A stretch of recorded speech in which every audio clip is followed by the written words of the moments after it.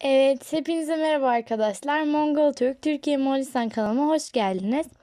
Bugün bugünkü dersimizde meyveleri ve sebzeleri öğreneceğiz. O zaman başlayalım. Cims meyve demek arkadaşlar. Cims.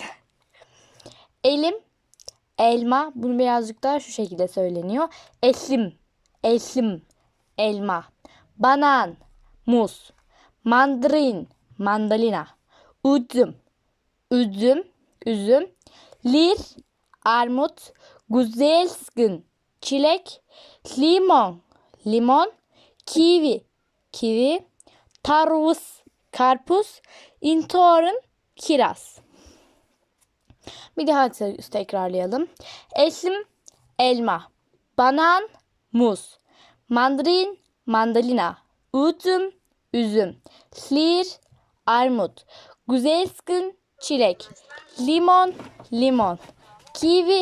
Kivi. Tarvuz, karpuz.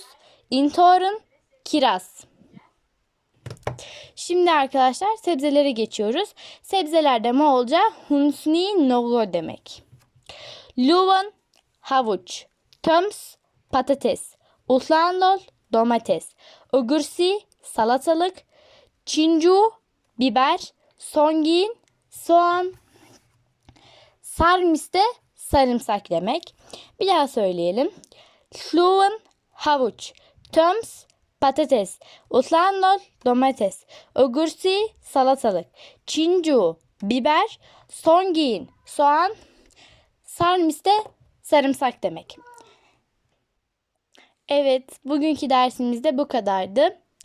Umarım videomu beğenmişsinizdir. Beğendiyseniz bize destek olmak için kanalımıza abone olmayı unutmayın. Hoşça kalın.